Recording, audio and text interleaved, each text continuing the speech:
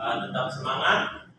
Nah, ini sudah tetap muka, dan pada kesempatan ini Bapak akan mengajarkan materi sistem pendukung keputusan. Ya, ini sudah Bapak buatkan slide-nya tentang sistem pendukung keputusan. Sistem pendukung keputusan ini adalah mata kuliah wajib untuk mahasiswa semester 6. Ya, mahasiswa semester 6 ini akan mendapatkan mata kuliah sistem pendukung keputusan. Yang Bapak bahas pada kesempatan ini adalah di metode sistem keputusan itu banyak. Cuman di pada bagian ini Bapak akan menjelaskan metode simple addictive weighting. Ini salah satu mata kuliah khusus kalian untuk jurusan sistem informasi. Nanti di semester 6 akan menemukan ini. Next. Nah, capaian mata kuliah setelah kalian kuliah ini, harapannya CPMK itu capaian mata kuliah. Yang pertama, setelah mata kuliah ini peserta mampu menjelaskan pengertian dan tahapan SAW, metode SAW, simple additive weighting. Apa itu metode SAW?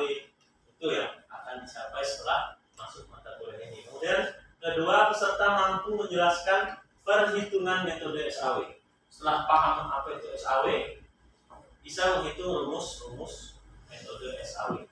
Kemudian peserta terlibat aktif mengenali dan menganalisis metode simple additive weighting. Kemudian peserta bertanggung jawab menyelesaikan tugas dan mengkomunikasikannya. Kemudian yang kelima, peserta mampu menghitung manual, perhitungan manual menggunakan metode SAW. Dan terakhir, capaian yang ingin Bapak terapkan ke kalian, mahasiswa mampu menghitung menggunakan aplikasi Microsoft Excel. Ya, itu capaian mata kuliah untuk mata kuliah SPK dengan metode SAW. Next. Nah, setelah kuliahnya, pada kesempatan ini materi perhitungan metode SAW. Kemudian metode pelajarannya studi kasus. Kita akan pelajari studi kasus metode SAW. Kemudian pembelajaran berbasis mini proyek. Penilaiannya ada kuisnya nanti, metode SAW 50%, partisipasi kehadiran 50%. Ini kontrak kuliah per mata kuliah. Dan next. Nah, masuk ke inti, Bapak akan jelaskan apa itu metode SPK SAW. Menurut dua ahli, yang pertama Bapak kutip dari Nopriansah tahun 2014. Ini kutipannya metode SAW itu sering dikenal dengan istilah metode penjumlahan terbobot. Konsep dasar SAW adalah mencari penjumlahan terbobot dari ranking kinerja pada setiap alternatif pada semua atribut. Kemudian menurut Henny Pratiwi, metode SAW adalah membutuhkan proses normalisasi metrik ke suatu skala yang dapat diperbandingkan dengan semua rating atau yang ada. Metode ini merupakan metode yang paling terkenal dan paling banyak digunakan untuk menghadapi kasus decision making. MADM sendiri merupakan suatu metode yang digunakan untuk mencari alternatif optimal dari sejumlah alternatif dengan kriteria tertentu. Dan Bapak simpulkan, tahun 2020 itu sudah buatkan bukunya tentang SAW dan sudah terbit di nasional ya. Jadi kalau ingin belajar lebih dalam, bukunya sudah Bapak terbitin tentang metode SAW ini, SPK, bahwa metode SAW sering kenal dengan metode perhitungan menggunakan kriteria dan bobot. Konsep dasar SAW adalah mencari penjumlahan terbobot dari rating kinerja alternatif semua atribut dengan menentukan kriteria tertentu. Ya, ini salah satu contoh kalian kalau mungkin ahli, menurut ahli, satu kalian simpulkan. Ya, itu konsep dalam mengutip atau mengambil intisari dari sebuah ilmu. Kita baca dulu punya orang lain, baru kita simpulkan. Ya, ini bab 2. Kalau kalian susun nanti, konsepnya harus seperti ini. SPK menurut Pak Peri ini, menurut Henny ini, kalian harus bisa menyimpulkan. ibarat nonton film 3 kali, keempatnya disebut film sendiri. Ya, jadi kalau S1 itu hanya mencontoh. Next, itu teorinya. Nah, kita masuk ke perhitungan SAW-nya. Ya, perhitungan SAW yang pertama, langkah pertama yaitu menentukan kriteria-kriteria yang akan dijadikan dalam pengambilan keputusan, yaitu C. Kemudian langkah berikutnya menentukan rating kecocokan setiap alternatif, setiap kriteria.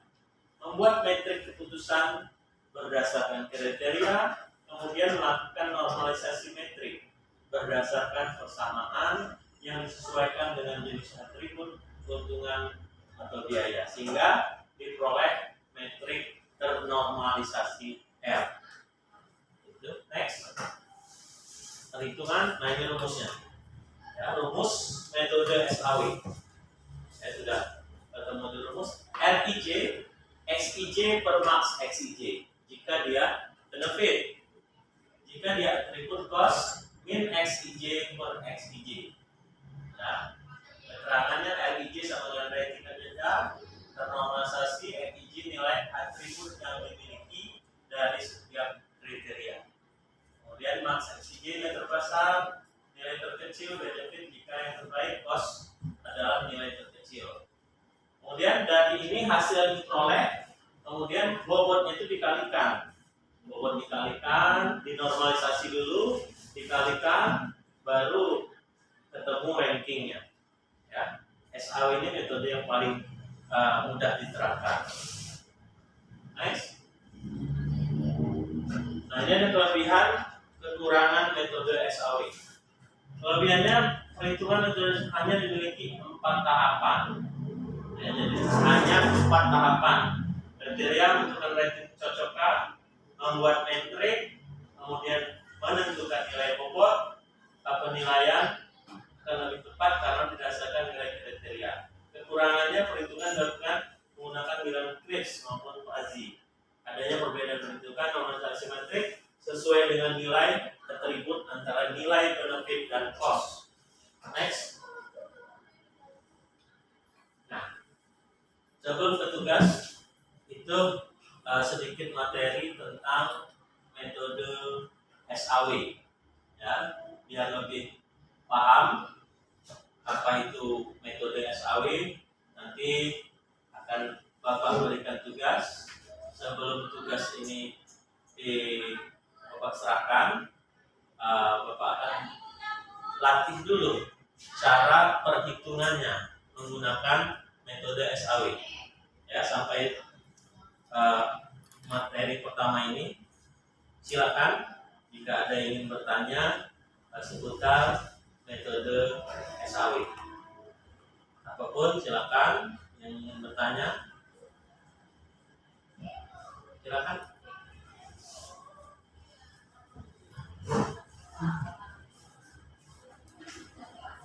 Yang nggak paham jangan malu-malu, silakan tanyakan. Ini apa sih Pak SPK ini apa sih SAW? Silakan, apa-apa. Namanya kita masih belajar. Bapak di sini hanya mengajarkan tentang metode SPK SAW. Silakan. Dari belakang tidak ada? Ya, silakan di sini. Perkenalkan, nama saya Krisna dari jurusan Teknik Informatika. Di sini saya akan bertanya tentang apa saja sih Pak manfaat dari SAW itu sendiri. Terima kasih. Assalamualaikum warahmatullahi wabarakatuh. Ya, nah, luar biasa. Krisna sudah menanyakan manfaat dari metode SAW kan. Ada lagi? Belum ada? Sambil mikir, siapkan pertanyaannya. Salah juga nggak apa-apa, yang penting sudah berani mengungkapkan pertanyaannya. Ya, dalam sebuah kelas itu harus berani bertanya. Ya, cuma jangan nanya asal nanya juga. Ya, penting dengan bertanya itu kalian mencoba memahami. Ya, ibarat baru ketemu cowok kan, langsung terima-terima aja kan nggak mungkin ya. Mana rumahnya? Ada cowok yang langsung dekat, langsung terima aja. Oh iya, tanpa nanya. Itulah interaksinya nggak ada. Di kelas itu usahakan kalau kalian cewek kalian ketemu cowok, interaksi. Di kelas itu proses interaksinya yang dinilai, bukan di tiganya datang duduk diam yang absen, bukan ya. Harus interaksi. Oke, kakak ya. Yang lain satu mikir, apa kalau belajar itu dibuka, apa yang disampaikan dengarkan. Yang nggak connect, yang nggak paham itu yang ditanyakan ya. Kalau dosen memberikan materi kalian tidak bertanya berarti tidak open mind gitu ya. Yang penting datang ya siapkan 2 pertanyaan lagi. Baik, Bapak akan jawab pertanyaan Krisma tadi, apa manfaat ya. Sebelum Bapak jawab, teman-teman ada yang bisa jawab yang pernah belajar SPK, silakan. Bapak tidak menunjuk, inisiatif saja yang bisa bantu Bapak. Apa sih manfaat SPK ini? Keluar pertanyaannya. Ada?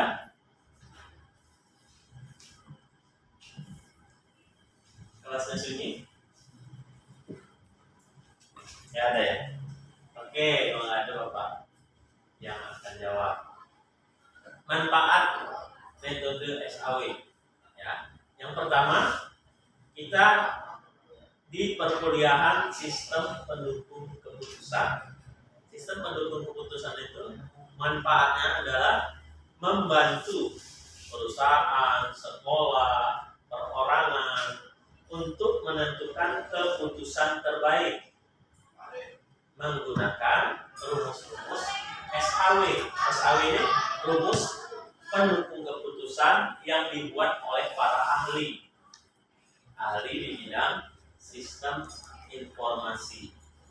Ya, ini salah satu cabang ilmu sistem informasi di mata kuliah sistem pendukung keputusan. Apa contohnya? Misalnya, Steve Surya Intan akan memilih dari 400 mahasiswa akan memilih 12 orang untuk mendapatkan beasiswa UKT. Ya. Nah, inilah kegunaan SPK SAW. Ya, si staf akan menggunakan metode SAW untuk menentukan dari 400 mahasiswa ini siapakah yang layak untuk mendapatkan beasiswa UKT. Tentu si staf nanti akan membuat kriterianya dulu. Kriterianya apa? IPK-nya nggak boleh di bawah 3,5. Semester 1-2-nya. Ya.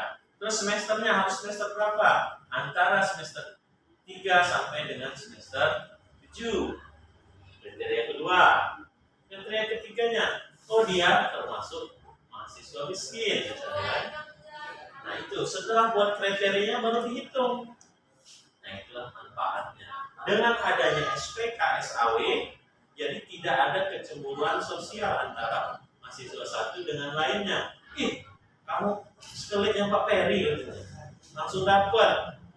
Nanti bisa langsung tidak. Dia berdasarkan kriteria. Pusat pun sudah memberi kriteria siapa yang berhak dapat. Ya, contohnya pada tahun ini tidak semua dapat beasiswa. Itulah digunakan metode SPK.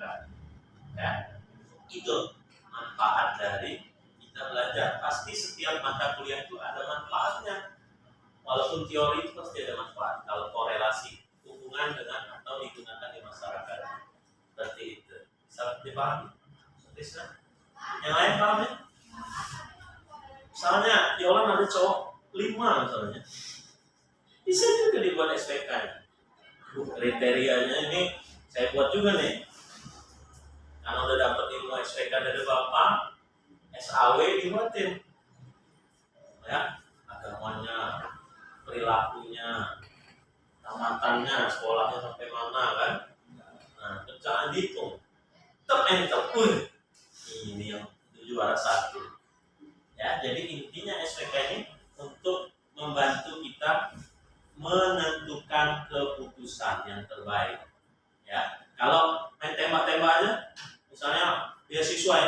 saya kenal si Krisna lah. Krisna sini, beasiswa mau dapat? Enggak itu.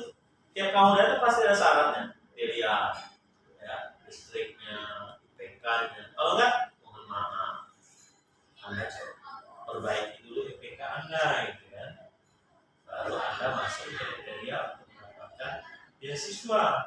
Ada nanti kriteria Presma, Presiden Mahasiswa, untuk pemilihannya ya. Itu bisa juga dipakai SPK.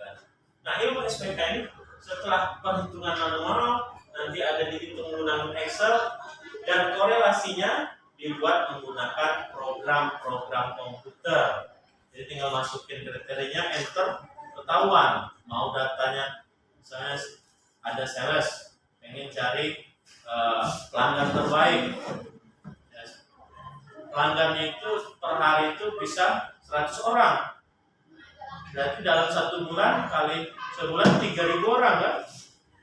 Bisa kamu menentukan mana ya? Pakai topi kuning tadi ya. Kalau nggak pakai sistem kan? Di SD muridnya ada 1.000, pengen nyari yang terbaik misalnya. Atau di pusat di kampus kayak di UIN ada 28.000 mahasiswa misalnya. Saya mau nyari yang terbaik. Mana ya? Yang baju merah kan kalau nggak pakai sistem kan?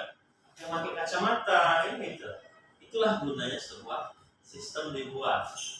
Ya, dalam kaitan ini sistem pendukung keputusan. Paham? Itu manfaat dari SPK. Ya.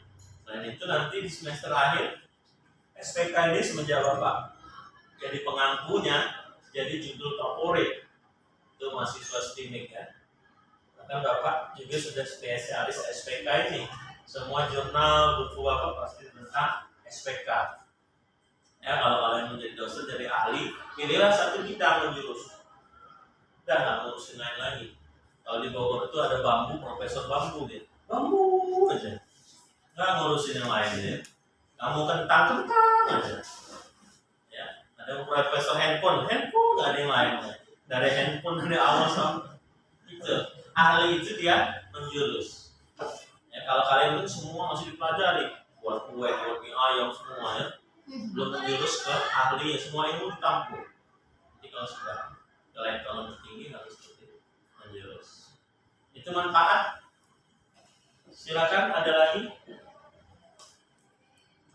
yang ingin bertanya. Sudah pas? Gak apa-apa, silakan. Kalau Bapak di sini tidak inisiatif saja. Kalau emang sudah paham, kalau ada lagi apa silakan Krisna. Jangan malu-malu bertanya. Dengan bertanya kalian mencoba memahami. Ya, bertanya itu adalah trik untuk mencoba memahami. Jika diam itu bingung antara paham atau tidak, itu nggak tahu. Ya. Yang bingungnya di mana? Jangan takut, tanyakan saja. Itulah dengan bertanya kalian akan menggali ilmu-ilmu.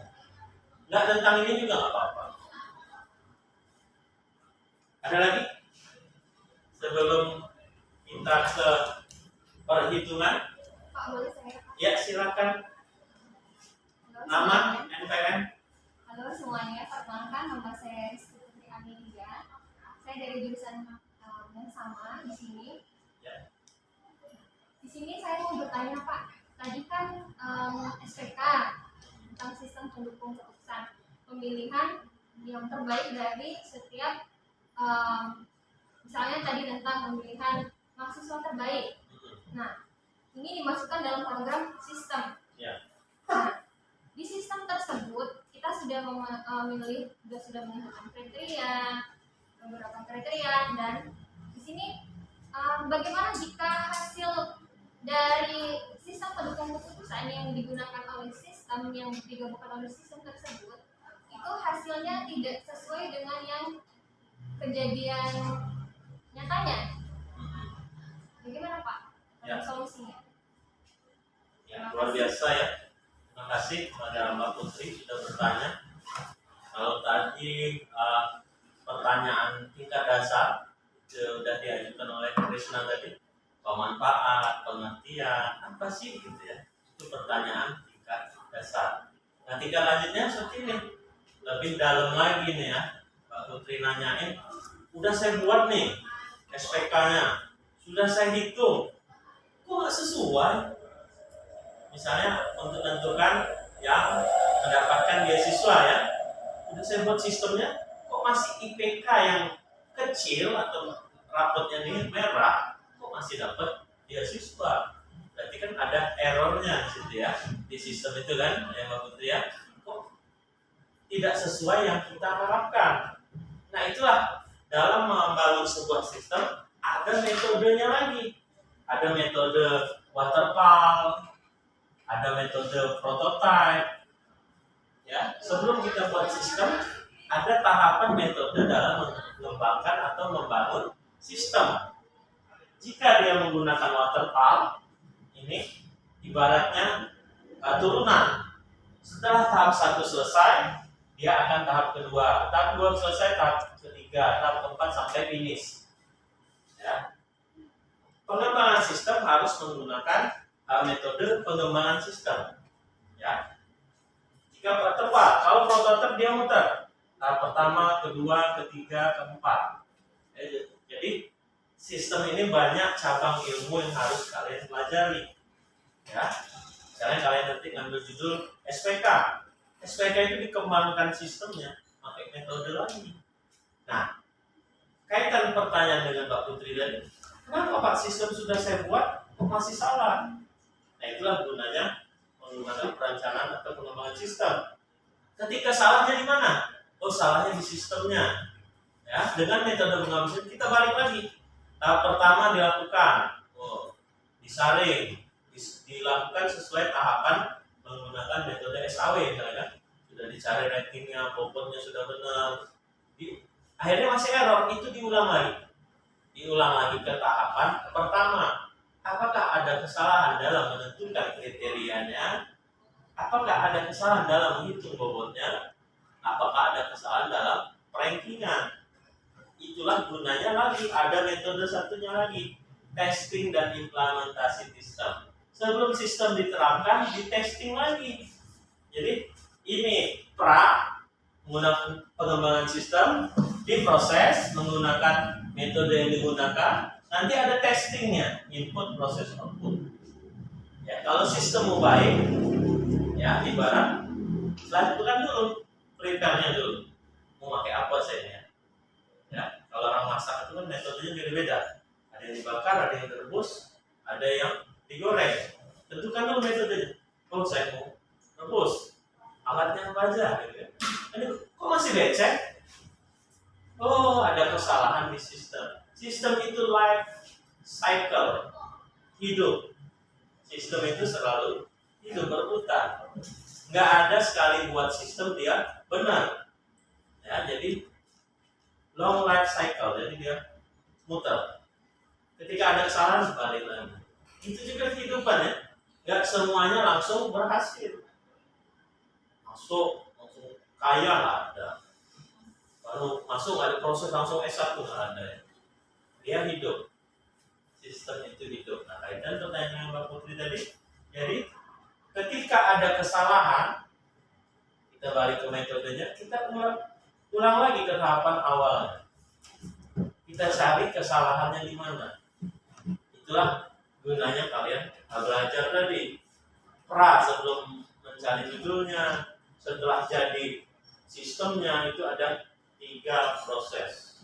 Ini kita di proses tengahnya. Pak Putri tadi nanya keseluruhan itu. Ketika dia sudah jadi. Ya. Jadi itu bayangan sebuah sistem. Makanya kalau kalian pernah SMA ada dapodik ya. Setiap 1 semester itu di fact ngembang lagi. Yang baru handphone aja ya. Baru setahun keluar lagi. Itu ngembang terus. Sistem tidak pernah selesai. Dia sudah memikirkan tahun depannya mau apa lagi. Itu ya. Sebuah sistem itu hidup. Dia mengikuti seluruh perkembangan zamannya. Lagi model atau bentuknya. Itu juga SPK dari Bapak.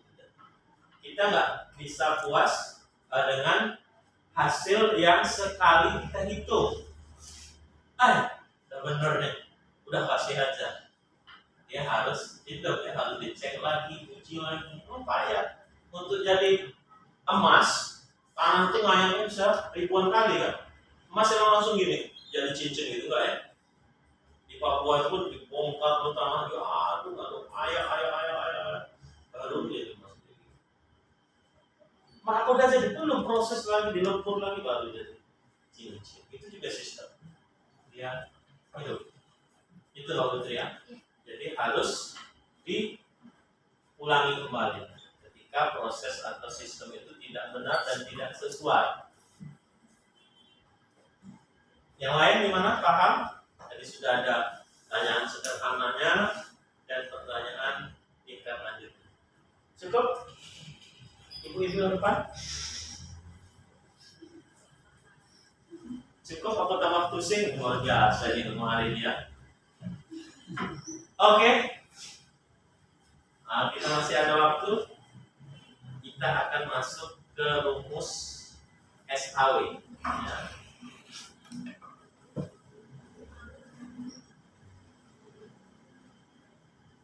Contoh soal SAW.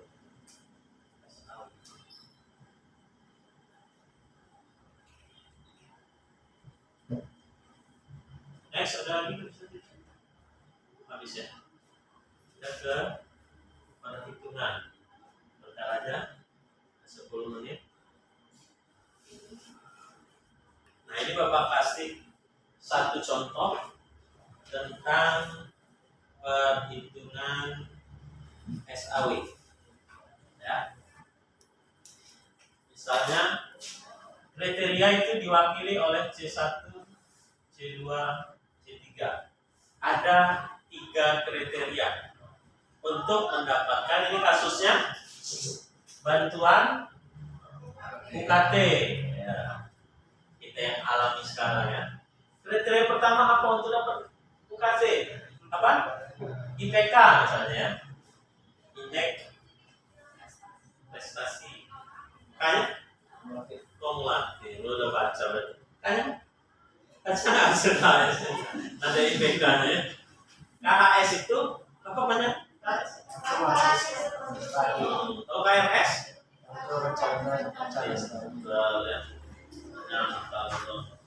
Nanti IPK ya. IPK. Terus yang kedua apa? Caranya semester. Ya. Semester. Yang ketiga apa? Ibu yang belakang. Apa ini kumpul? Syaratnya? KHS lagi. Semesternya ya. Surat penghasilan orang tua ya. Penghasilan orang hutan. Terus ngomongin bapaknya orang hutan. Orang tua. Tua. Ya. Nah, sudah dapat kriterianya 3. Tahapan pertama tadi SAW menentukan kriteria. Baru dibuat bobotnya. Bobot ini si peneliti atau penulis yang buat. IPK kita buat bobot. Oh, IPK ini buat range-nya dulu. Jika dia 3 sampai dengan 3,5, nilainya adalah 50. Jika dia 3,6 sampai 400 sama dengan 100. Ini untuk rank C1. Untuk yang IPK, ada dapatnya nilai bobotnya ya. Terus yang kedua semester C2, bobot C2. Jika dia semester 3 sampai 5, bobotnya lebih besar ini 100 misalnya, balik nggak apa-apa. Jika dia di masa bukan rank ya 7, semester 7 maka 50. Jadi untuk bobot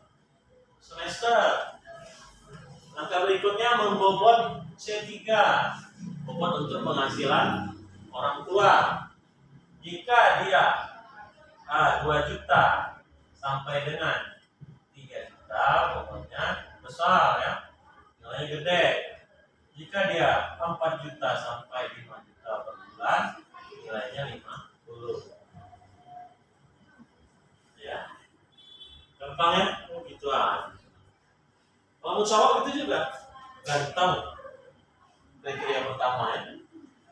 Yang terus tuh mobil ada berapa gitu, rumah berapa, bisa buat bobotnya. Jika rumahnya 3, ya sudah dapat bobotnya, dan kita masukkan orangnya. Misalnya kita sampelnya ini Krishna, apa lagi? Ini Yolan, ini Wayan misalnya. C1, C2, C3 ya. Mbak Putri nih petugasnya misalnya Mbak ya. Krishna ini IPK-nya 3,5, wes gede, masih 50 nilainya. Ini kalau 3 orang ya, mahasiswa yang 3.000, sengkleng nanti kamu buat kabel gitu ya. Itulah gunanya nanti dibuatkan program. Nah, makanya judul kalian nggak boleh manual, harus apa? Iya kalau siswa yang 3, maksudnya 3.000 penuh kertas kamu tulis ya. Itulah korelasi dengan komputernya, harus menggunakan program. Kalian takut buat programnya. Ini baru manualnya ya. Lanjut. Oh, Krishna semester berapa? 3. Masuk nilainya 100. Enteng ya? Itu aja SPK yang enteng ya. Terus C3, hasil orang tua. Oh, 5 juta per bulan. Wah, itu kecil nilainya ya. 50 dia kan. Kebalikan, semakin besar penghasilan orang tua, nilai bobotnya makin kecil. Karena kita kan nyari miskin katanya. Kalau dia berduit apa kasih lagi gitu. Itu logika ada dalam aturan. Itu si penulis yang membuatnya, bobotnya, menilainya ya kamu. Ini namanya terus ada penilaiannya ya. Ini nggak bisa copy paste kalau kalian nyusun nanti ya. 4 aja lah. Kayaknya berapa? Nggak bisa. Ini harus by data. Kamu harus datang ke Krishna, mana suratnya, mana penghasilannya. Nanti di sidang ditanya, dari mana kalian ngumpul? Kayaknya dia belanjanya banyak pak, tidak boleh pakai itu. Kamu tiap hari kan? Tidak boleh, harus ada data. Penelitian itu harus ada validasinya, harus nyata ya, harus valid. Kayaknya pak nggak bisa. Nah, lulus kamu sidang ditanya mana datanya? Kayaknya pak. Bilang kamu jual sehari berapa? 500 mana datanya? Nah, bohong berarti ya. Jadi harus pak valid.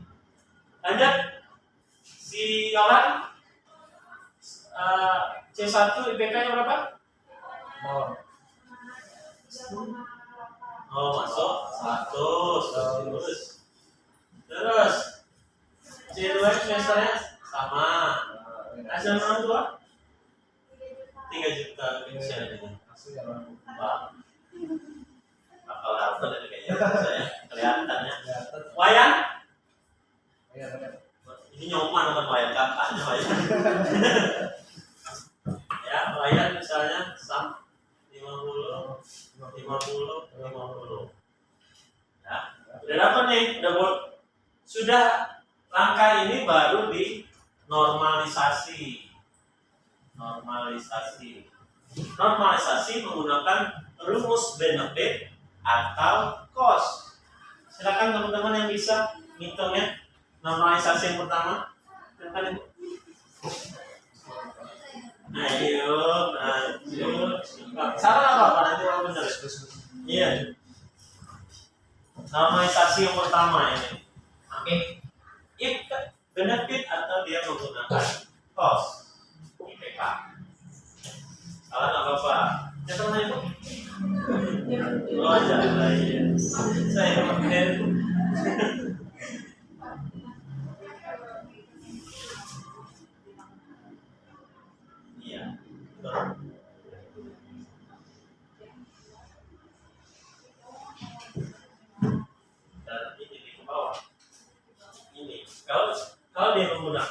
berarti dikalikan nilai tertinggi. Kalau pakai min dipakai nilai terendah, dia bukan ke samping, ke bawah.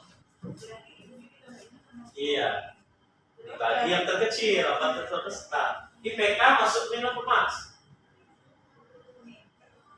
Ya, berarti pakai tertinggi jumlah. Berarti yang tertinggi berapa? Tertinggi di antara ini 100 bagi 100. Langsung aja 100 bagi 100, hasilnya 1. Ya, kan? Ya, terima kasih. Oh, gitu aja normalisasinya ya. Dia menggunakan ya 2 kali 50 100 ya.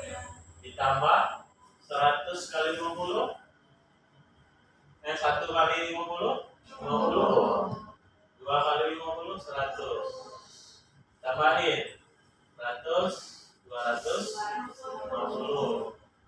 Terus yang ini 100 dikali 1 kali 25 25.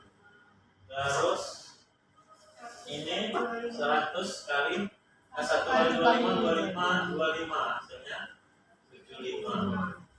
Yang ini 2 kali 25 berarti 50 ya. 2 kali 25 50 sama dengan 150. Baru dirankingkan. Oh, yang berhak mendapatkan nilai tertinggi ada di Krishna yang berhak mendapatkan beasiswa uang kuliah tunggal. Itu gambaran dari metode SAW. Baik, itu yang bisa Bapak sampaikan pada kesempatan materi ini. Kemudian setelah ini balik ke atas Krishna. Nah, ini sudah hitung. Nanti tugas sudah Bapak share di Google Classroom ya. Google Classroom dengan link, sudah Bapak kasih linknya. Kemudian tulislah tahapan perhitungan sesuai dengan metode yang Bapak ajarkan tadi. Nanti di rumah bisa kalian buka contoh kasus dari metode SAW. Jadi Bapak lihat sudah banyak paham kalau sudah dipraktekkan ya. Kemudian Bapak akan bagi kelompok untuk tugasnya, tugas kelompoknya dari 12 orang nanti Bapak akan bagi menjadi 4 kelompok ya.